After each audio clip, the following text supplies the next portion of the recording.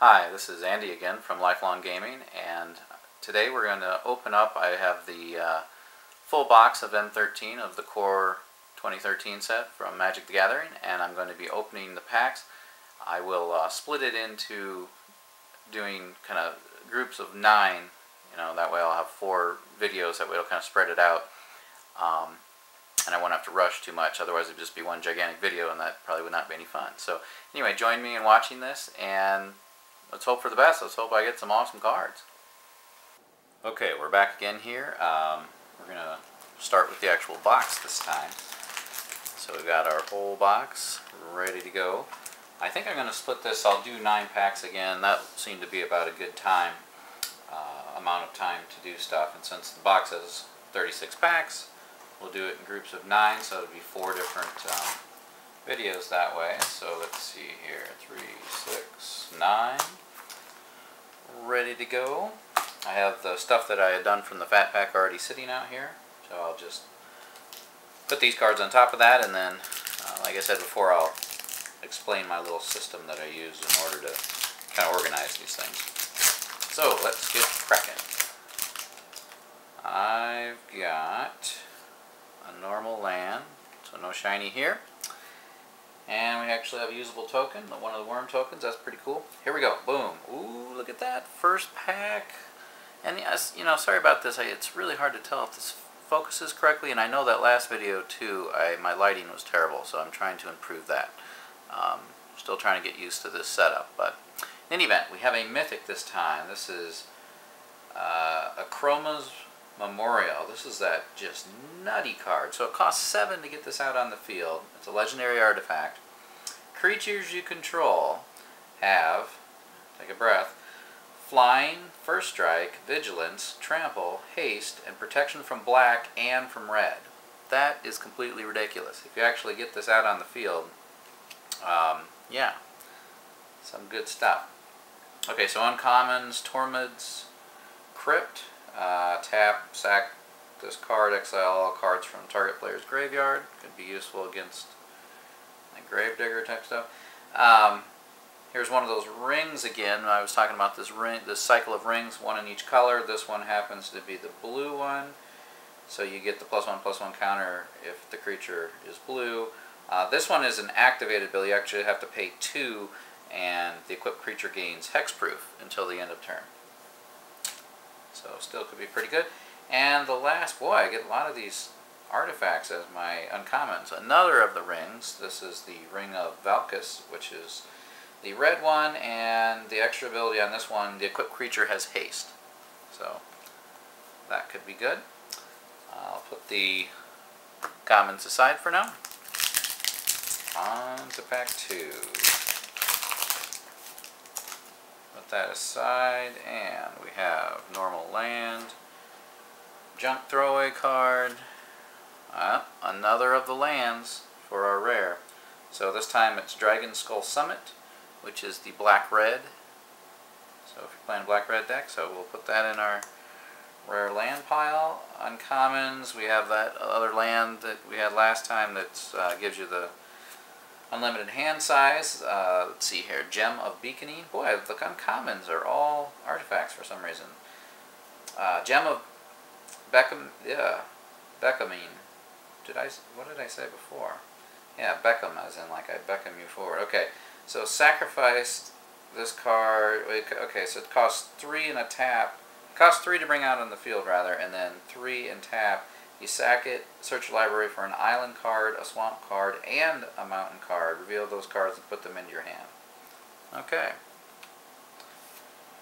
Angelic Benediction, which is an enchantment, 3 in a white, and let's see, Exalted, whenever a creature you control attacks alone, blah blah blah. Okay, so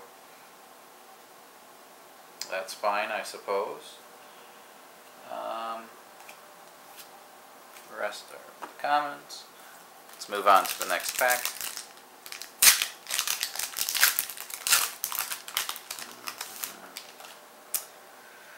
Okay, well, we did get a foil this time. It's an uncommon foil this time, which is a little better. The last couple we had were just commons. So this is Mark of Mutiny, sorcery, red sorcery.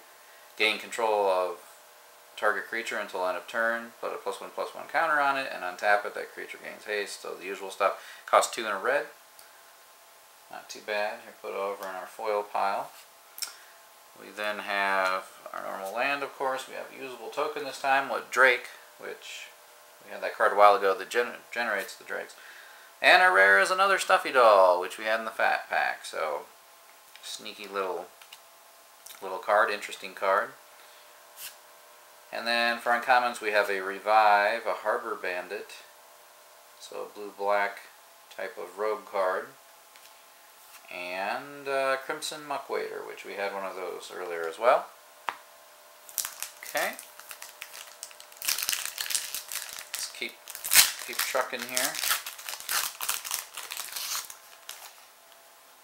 Take off the back, normal land, so no foil. We have Saproline as the token. Redirect as a rare, which, I'm not so hot on this card. So 2 blue, you may choose new targets for target spell. That, of course, is instant speed. So uncommons, another Fog Bank, which I like. This Duskdale Worm, which is that crazy 7/7 trample. And then, let's see, Sleep. In the pre-release, I had some good luck with this. I like this card. It's uncommon. Sleep, sorcery, costs 2 and then 2 blue. Tap all creatures target player controls. Those creatures don't untap during that player's next untap step. So if you can set up combat just right, you can tap all their guys, get in for a huge swing, and then you're guaranteed that the next turn, none of those guys can untap. They of course can still play a guy as a blocker, but if you've got a sizable force, this can really do the job. And in fact, in the pre-release, not only did I play this, but I had a way of fishing a sorcery out of my graveyard, and so I had a match where I played it on the guy, almost finished him off, and then I was able to get this out of the graveyard and play it again, and that was enough to do the job. So that worked out. Continuing on, let's see what we can get here. Okay, no foil, junk card, and Predatory Rampage. So this is a sorcery, costs 3 and 2 green.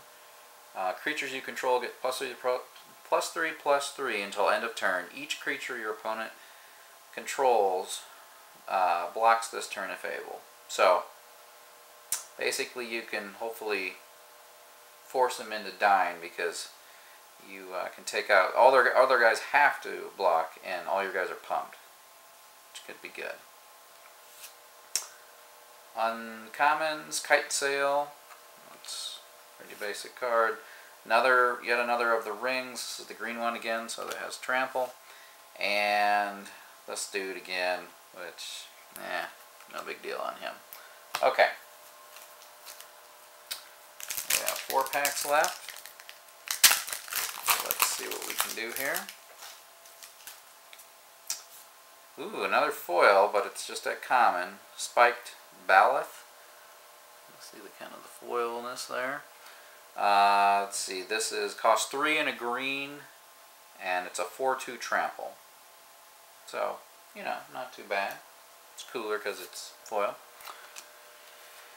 Goblin token, which will probably be useful in this set. Okay, here we go. Hey, it's another one of those Sarah Avengers, which I was mentioning before. I don't know about this card. In other words, I don't know how useful it would be, because it sounds great at first. Again, the whole 2 white for a 3/3 flying vigilant sounds fantastic, but the fact that you can't play it during your first, second, or third turn has kind of limited use. But we'll see. Never know. Okay, Clock of Omens. That's the whole deal where you tap on 2 untapped artifacts you control, and then you get to untap something. So you tap 2 of your artifacts, and then you get to untap a different artifact. Could be useful, but Rewind. This is kind of interesting. I had this in the pre-release as well. So it's 2 and 2 blue. You get to counter a target spell, but then you get to untap up to 4 lands. So essentially you can you pay the 4 for it, but you get to immediately get that 4 mana back and use it again. And it doesn't necessarily have to be the 4 mana you tap to play this. It could be 4 other mana if you had, better lands to untap or whatever. So, kind of a cool spell. Let's see, a green, what is this? Roaring Primodox, 4/4. At the beginning of your upkeep, return a creature you control to its owner's hand. So you kind of have to build around that. It's not something you just play all the time. And the rest are at common. Which, by the way, I'm assuming you guys don't really want to see the whole commons, because when you open this many cards, you end up getting pretty much a play set of all the commons, and that gets boring. So we'll keep it to the cool stuff, the interesting stuff. And speaking of interesting, let's see what we get. Wit's End. Yeah, you know, this one is quite pricey, so it doesn't seem very doable, right? Wit's End. So 5 and 2 black, so 7. Target player discards his or her hand. Well, I mean, you know, think about that, right? Normally, when do you want a player to discard their hand? Like, when are you getting most benefit? Well, a lot of times that's at the beginning of the game when they have a full 7 cards or 6 cards. Well, you don't have 7 mana at the beginning of the game, that's for sure. So by the time you'd have enough mana to play this, first of all, you could probably do something better with 7 mana. Plus, you know, they're going to probably have, what, 2 cards in hand? I mean, yeah, I don't know, just, I'm not a fan of that. Okay, Flint Hoof Boar is uncommon. Looks like a green-red combo type of creature. White Healer of the Pride. Okay. Could fill out a deck, I suppose. Mindclaw Shaman, red. Yeah, this is kind of interesting. I don't know what to think about this one either. So this is, it costs 4 and a red, so 5. That's kind of pricey to begin with.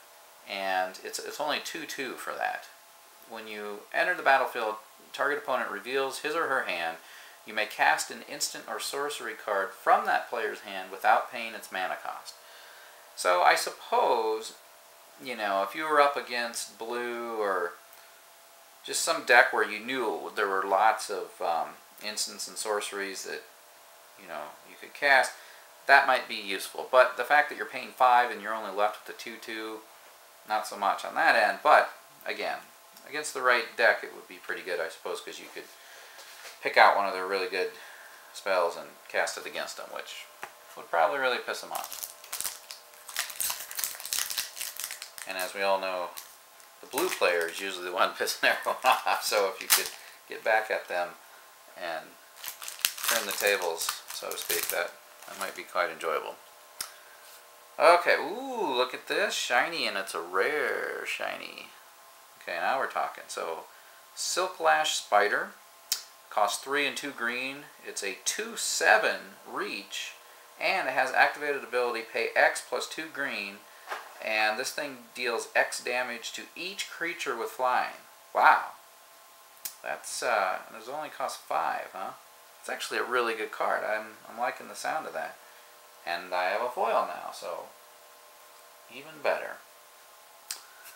Okay, then the normal thing, and let's see what our normal rare, or hopefully mythic is. No, what the hell am I doing? That's the junk card. Oh, okay, another land. Boy, we're loading up on these. I mean, I shouldn't complain because these, again, these hold their value. They're very good across many different standards of play and everything. So this is the green-white one again, the Sun Petal Grove. I'll definitely take that.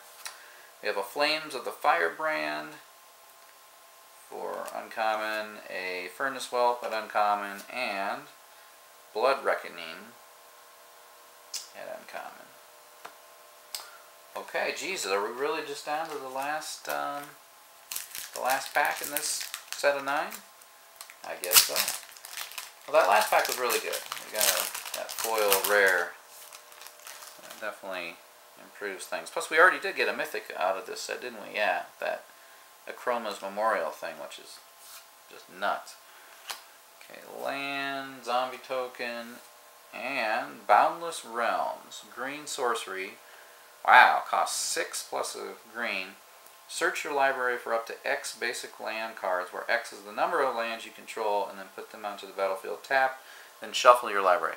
Now, I don't know. I mean, obviously in green you kind of want to ramp up your mana to get out some like big creatures and so on, but the fact that this costs 7, I don't know about that, because, you know, okay, you're going to get, the fact that it costs 7 means you're going to get 7 more lands, but by the time you have 7 lands, you're already casting most of what you want. So I don't know. I suppose it could be, you can make a deck around it, but it sounds really good at first. If it was cheaper, maybe that would be okay, but at 7, it doesn't seem as useful. Okay, Volcanic Geyser is a uncommon. X plus red red. Volcanic Geyser deals X damage to target creature or player. Always useful type of a spell there. Oh, and it's instant speed as well, so that could be useful. Ooh, here we go. So now earlier in the Fat Pack we had the black version of this, and now we have the white Knight. So Knight of Glory. So it's 1 in white this time, and it's a 2/1, but then of course it has protection from black and the Exalted ability. So I really like, again, I really like the black version of this, whatever it was called, Knight of whatever. And I really like this one as well. And it's cool artwork again. Hopefully that shows up a little bit. And I just like these guys. I like the Knights in general. They usually make some really cool, cards. Okay. Let's see. Talrand's Invocation. This thing generates those 2/2 flying blue token Drake creatures that we had before. And I guess that is it. So that's the pack. So we did get a mythic, and we had an extra rare because we had the foil one included there, which again is always a good deal. And that's it. So I'll see you next time for the second part of this box. We'll do another 9 packs. See you later.